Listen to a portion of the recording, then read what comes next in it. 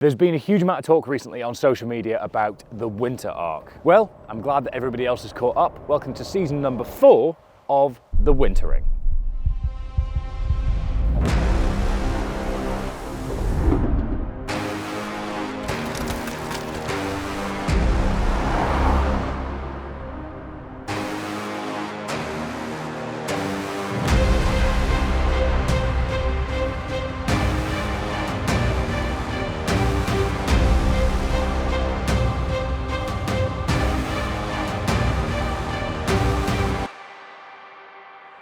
Welcome to The Wintering and welcome to a cold morning here in Scotland. This series is all about embracing the cold, embracing the darkness and finding our resilience in what is the toughest season of the year. Routines, habits, structures, training, all things that can be tested by the winter, but this series is all about equipping you with the tools to navigate the season. Along the way, I'm going to be documenting my training and how I'm personally navigating the winter so that we can build our resilience together. Kicking things off with today's video, which is all about breaking down the blueprint for success this winter. So the first thing that you need to do is to set a roadmap, and you need to ask yourself the question, what do you want to achieve and why? What is the process to get there? How can we break this down month by month, week by week? I can't tell you what this looks like for you as an individual, but I do genuinely believe that these questions are a great starting point. Set a goal, a timeline, and then an action plan. Don't just absorb other people's action plans that you've seen online because they weren't designed for you, they were designed for them. So let's give an example, and we'll run with this, pun intended,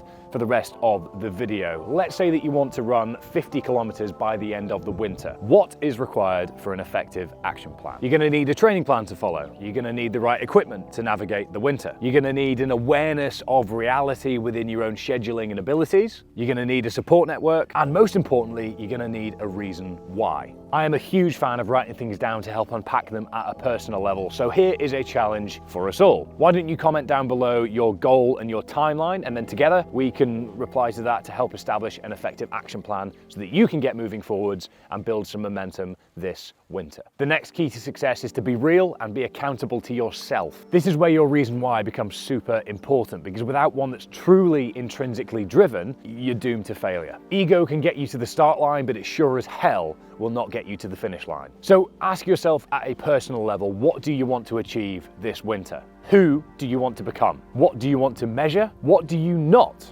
want to measure? Ultimately, what lies on the other side of willing adversity for you? Apologies to the Goggins fanboys out there, but the answer to this question should absolutely not be more adversity. Leveraging the darkness, cold, and gloominess of winter for personal development is a great tool, but a tool is only useful as a solution if applied to the right problem. A good tool improves the way you work, a great tool improves the way you think. The winter is a good tool, our interaction with it can make it a great one.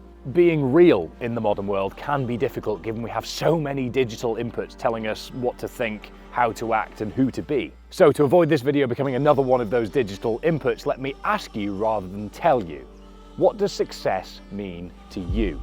Let that guide you, not what some Forex affiliate marketing, hurricane renting, TikTok rage baiting buffoon tells you should guide you.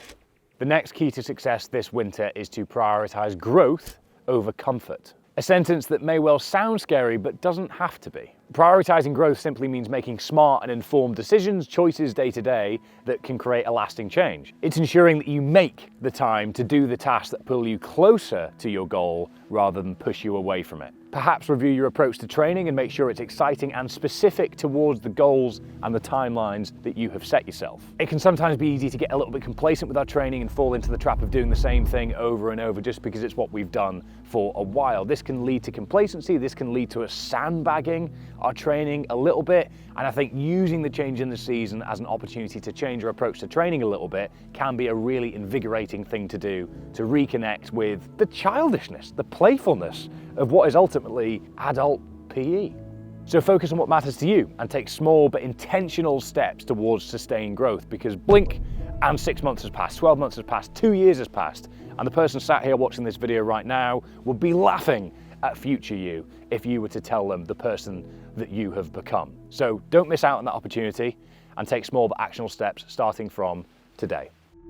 This time of year is tough. The days are shorter, the nights are longer. The temperature drops, as does our energy. We have two choices: wait it out or work it out. So why not work it out with us this year by joining the wintering? We'll be working everyone towards one simple task, running further than you ever have done before. Does that scare you? Seem out of reach?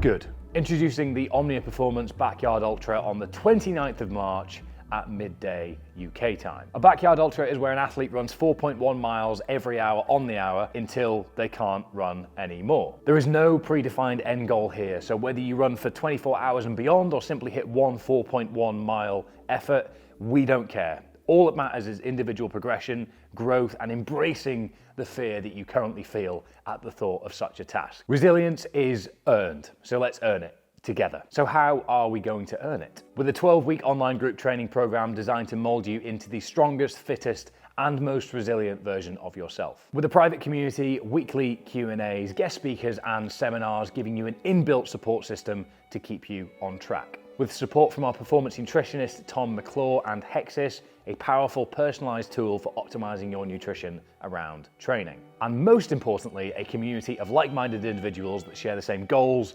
aspirations, and values. So check out all of the details down below and make sure to mark your calendar for the following key dates. On the 11th of November, we're opening the intake at early bird pricing. On the 18th of November, the intake stays open but at a higher price. And on the 31st of November, the intake stays open but is at full price. So don't miss out, because on the 6th of January, the wintering begins, and then we are going to start working towards pushing our limits on the 29th of March. Let's go. The next thing to consider is the importance of just showing up and doing so consistently, because small disciplines repeated with consistency every day can lead to great achievements over time. These are my dogs, Odie and Harley, and the only thing that matters to them is consistency. It's the source of their joy, their routine, their sense of purpose, and as they've made very clear, most importantly, their food. A 10% calorie deficit does not a diet make. A 10-second ice bath one day does not resilience make. We are the sum total of our inputs compounded over time, and I'm sorry to say that if you clicked on this video expecting anything more prescriptive than that, then you will never click on that video, because it doesn't exist. Guys, face this way. So let's use our previous example, 50 kilometers by March. This isn't achieved by deciding today and doing tomorrow, but rather by deciding today, deciding tomorrow, and deciding the day after that, and so on and so forth. The doing is earned by deciding to consistently show up over time. And what's most exciting about this is if your why is true to yourself and not to others, then it's more than likely that you'll fall in love with the process rather than the outcome, which means that consistency will become the easy part. Isn't that right, guys? High five, high five.